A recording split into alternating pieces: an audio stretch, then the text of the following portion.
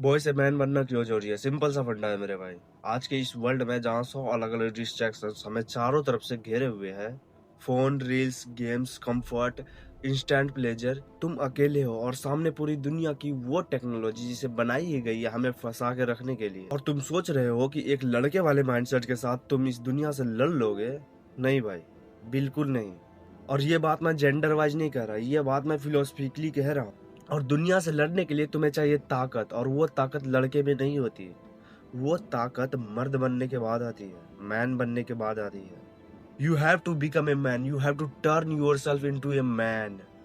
और इसलिए इस वीडियो में कुछ ऐसे पॉइंट्स है, कुछ ऐसे इंसिडेंट है जिसके आर पार तुम जाओगे, you will be become a man.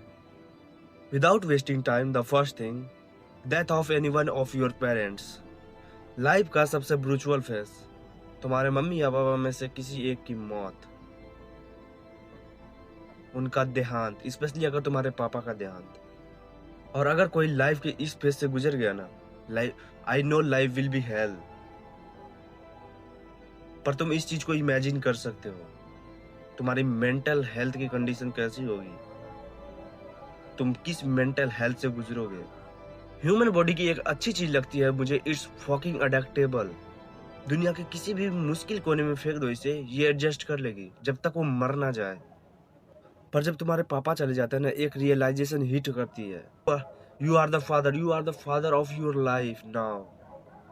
अब कोई नहीं है तुम्हारे पास जो अपने एक्सपीरियंस से तुम्हें गाइड करे, अपनी गलतियों से तुम्हें सिखाए। अब तुम्हें खुद सीखना पड़ेगा, गाली खा करके, सर झुका करके, गलतियां रिपीट करके। और जो भी सीख मिलेगी वो हार्डेस्ट वे पॉसिबल मिलेगी। तुम्हारे डार्केस्ट हावर में कोई हाथ पकड़ने वाला नहीं होगा जो बोले भाई चल मैं हूं तेरे साथ, जो कि तुम्हारा बाप था। और उस दिन तुम समझोगे एक बाप सिर्फ बाप नहीं होता, वो शील्ड होता है तुम्हारे लिए। दैट्स सेकेंड पॉइंट, रिस्पॉन्सिबिलिटीज, जो तुम्हारे बाप को बाप बनाती है। आज कोई भी प्रॉब्लम आ जाए, मम्मी है ना, पापा है ना, संभाल लेंगे तुमको। सच बताना, वो सपोर्ट है ना तुम्हारे लिए। और अगर वो सपोर्ट चला गया तो उस दिन तुम्हें एक रियलिटी हिट करेगी। आज जब तुम फोन चलाते हो, तुम्हारे लिए फोन चलाना, डोपामिन को रिलीज करना, गेम्स खेलना, वीडियो गेम्स खेलना, रील्स स्क्रॉल करना, ये तुम्हारे लिए प्लेजरस चीज है ना। और जब तुम्हारे मम्मी या पापा में से कोई एक फोन छीन लेता है हाथ से, तुम्हें बहुत गुस्सा आता है ना। पर जिस दिन तुम खुद से अपने फोन को छीन के रखोगे ना, उस दिन तुम्हें समझ आएगा रिस्पॉन्सिबिलिटीज से दबे जा रहे हो तुम। और वही वो मोमेंट होगा जब तुम लड़के नहीं रह रहे होगे, तुम मैन बन रहे होगे। और ये सारी चीजें मैं ऐसे ही नहीं बोल रहा हूँ, ये सारी चीजें मैं ऐसे ही ज्ञान नहीं पेल रहा हूँ। ये सारी चीजें मैंने इमेजिन करी है, ये सारी चीजें मैंने फील करी है, इसलिए इतने फीलिंग्स आ रही है तुम्हारे अंदर। एक फेस आता है लाइफ में, जब तुम मिरर देखोगे तुम्हें वो चेहरा नहीं दिखेगा, वो इंसान नहीं दिखेगा, तुम्हें वो बोझ दिखेगा। Mind fucked, emotion fucked, direction zero. और तब सिर्फ एक चीज बचेगी, to survive. That's third point, time. सबसे बड़ी प्रॉब्लम जानते हो क्या है? हमें लगता है कि हमारे पास बहुत ज्यादा टाइम है। अच्छा एक बात बताना, कितना टाइम बचा है तुम्हारे पास? 2026 के जनवरी का ऑलमोस्ट आधा महीना खत्म हो चुका है। 2025 के स्टार्टिंग में तुमने भी कुछ रेजुलेशंस बनाए थे, कुछ भी पेपर पे लिखा था, कुछ भी सोचा था। कहाँ है पेपर, कहाँ है प्रोग्रेस? खत्म, टाटा बाय बाय। और इतना सब कुछ हो गया, तब भी तुम कहते हो कि भाई बहुत टाइम है हमारे पास। भाई कल से स्टार्ट करते हैं ना, कल से वर्कआउट करेंगे ना।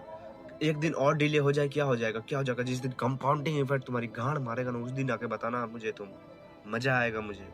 अब एक इजी टास्क देता हूँ, इस वीडियो के खत्म होने के बाद अपने फोन का कैलकुलेटर खोलना और कैलकुलेट करना कि आज तुम जिस एज के हो, उस एज से तुम्हारे 25 के होने तक कितने डेज बचे हैं, कितने नंबर ऑफ डेज बचे हैं। और एक बड़ा सा चार्ट पेपर लो, उस पर कुछ ग्रिड लाइंस बनाओ एंड उसमें सारे नंबर्स को लिख दो कि तुम्हारे 25 के होने तक कितने डेज बचे हैं। और उसे अपने घर में चिपका दो, अपने रूम में चिपका दो।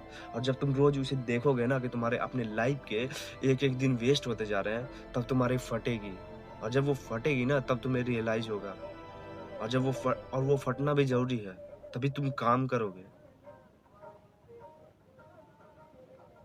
और एक रिमाइंडर, हो सकता है मैं 2 महीने बाद तुम्हें ना दिखूं, क्योंकि मुझे भी अपनी रिस्पॉन्सिबिलिटीज निभानी है। मुझे 19 में निभानी पड़ रही है, तुम्हें हो सकता है 20 में, 21 में निभानी पड़ जाए।